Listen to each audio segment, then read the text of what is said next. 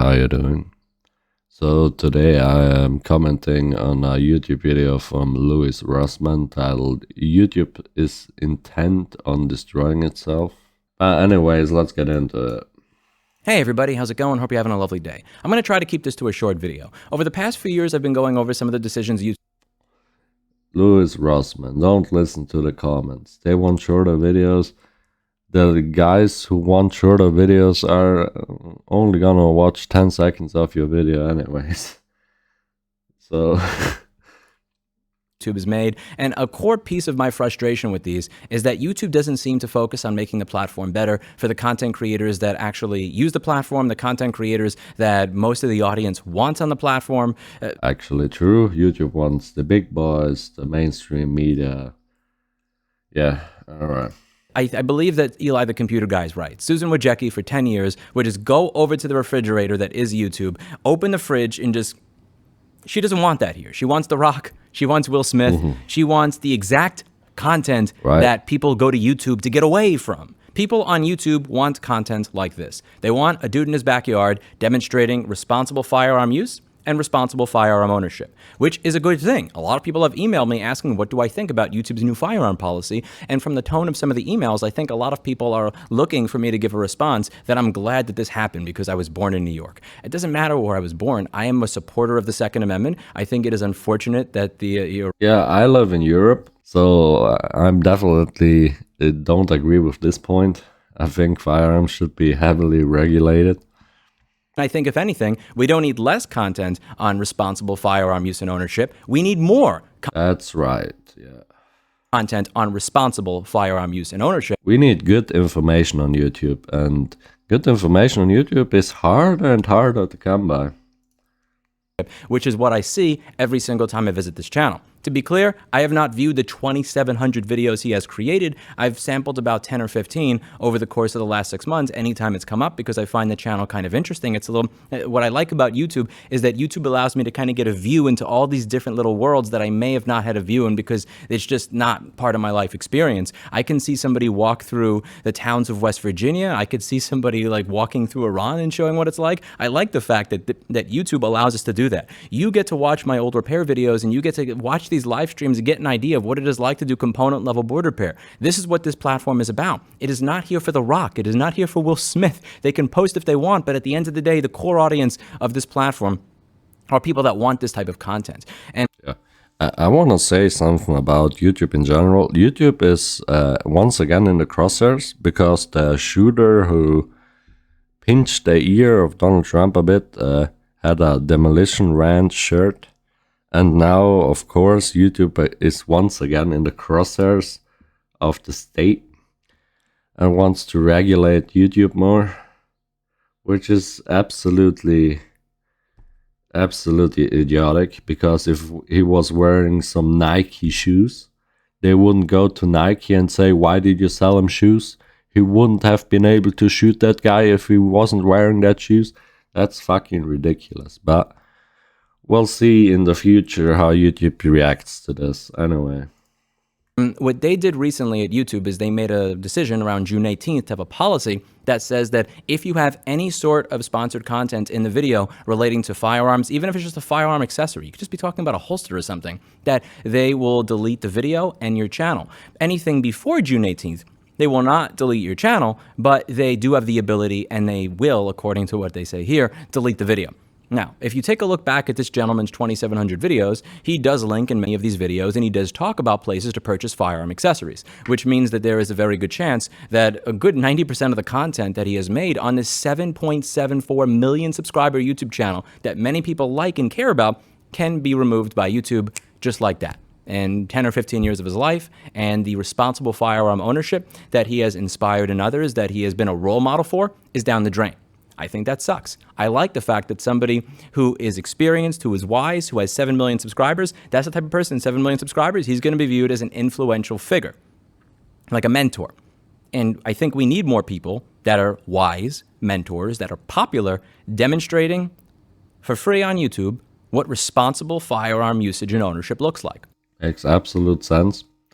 I can't speak for Hitchcock45 because I didn't watch his videos. Maybe I'm subscribed to him. I want to check. I'm not. That is a good thing. And there's a good chance that YouTube will delete all of that content as per their policy, which ironically means that there will actually be less content there out there on how to responsibly use, store, and operate a firearm. Good fucking job, YouTube. And then we have to get into the other stuff. This is not even just YouTube related, just media related. There is another excellent firearm channel that demonstrates proper use, responsible use of them. And he's been featured in the news a lot because there was a certain shooter recently that was wearing a shirt that was sold by him. Yeah, I was talking about it. The channel is called Demolition Ranch. I want to check if I'm subscribed to him. If I'm now on a Demolition Ranch.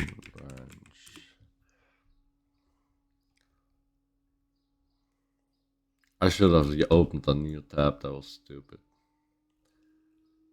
I'm subscribed to him, in fact. So I'm now on a watch list. Great. As if we have the ability to vet and do background checks on every individual that orders a shirt. If you order a Clinton the Cat mousepad from me, I do not do a background check on you to figure out who you are. And I believe that that gun channels have been being targeted in the past month, whether by YouTube or the media, in my opinion, in a very unfair way. And I don't think this is the type of targeting that is something that this is not a game they want to play. There is this horrible game of slander, and it goes something like this. You have 2 million subscribers. There are 15 comments in your comment section that are bad. Because 0.00001% of your subscribers said something bad, I'm going to ascribe their opinions to you and pretend that you personally injected those thoughts into their brain. And to anybody who does that, fuck you. When you take a look at, if you just look at a video that reports on crime in New York City from ABC or CBS, and you read the comment section, even with all the YouTube shadow banning and filtering, there's some pretty nasty, filthy, degenerate garbage in those comment sections. And let me tell you. Yeah, the comment section is always degenerate. I know that. I made a few years ago, I made a video about a YouTuber, and the comments were really degenerate. Every once in a while, I'll leave a degenerate comment too, but YouTube is, yeah. It's hard. I wonder if there's a degenerate comment in this video. Let's see. Gray Jay is a real bird. The fuck? I don't get this one. Anyways.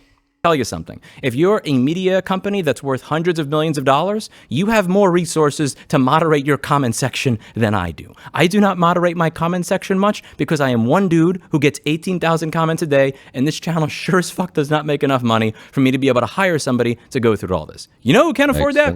ABC and CBS, because their videos very often have 1,000 or 2,000 views, so not a lot of comments, and they've got some money for that. I sincerely doubt that the outlets that are not saying it directly, but kind of implying there's kind of a link over there because, hey, what's up? Why is this guy wearing your shirt? Very interesting. Well, I don't believe in monitoring and, I don't know, moderating my comment section. I've done that years ago, but I think it makes no sense. People can say whatever they want on the internet, and they will say whatever they want on the internet, so I don't care. He's wearing your shirt. Do not want that standard applied to them.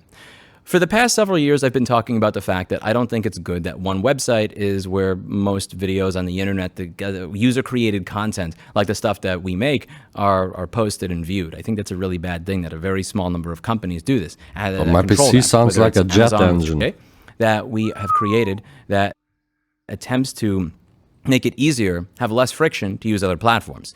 Any platform of your choosing. We've essentially said, here's how you create plugins for this application so that if we are not supporting a platform you want supported, you can make your own, try to make it easy. I realize that people are not going to switch to a new platform. That's, like, maybe I'm just completely black-pilled. I think it's ridiculous. Usually people who use alternative platforms are the first people to get banned from the main platform. The first person to get banned from the main platform tends to be the person where there's no sympathy for them. It's not the first person that gets banned that's the issue. it's the thousands, the 10,000s, and so on and so forth. And by then, you have the meme of, when they came for them, I didn't speak up. When they came for them, I didn't speak up, and now there's nobody to speak for me, kind of thing. I get it. When I go to a platform like Rumble, the third search result for COVID the last time I used it had to do with 5G towers causing it. I do not spend my time on Rumble. I'm just going to be honest with you. There are what other alternatives for YouTube there are? You could use Floatplane, but you have to pay for Floatplane. I was thinking about using Floatplane once, but my YouTube channel just isn't profitable enough to pay for my hobby. I don't know. Maybe someday. the point of this application was to allow you to search not one platform at once, but numerous platforms at once, and to follow a creator across platforms. So if they are banned or something happens to their content on one platform, you can view their content on another platform. I've talked about this. Unfortunately, you can't find those on YouTube for obvious reasons. All right, I don't have to say any more to this video. I think Rossman is absolutely right.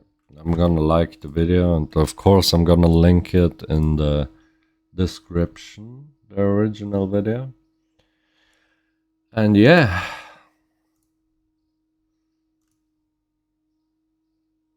Yeah, that's it. Have a great one.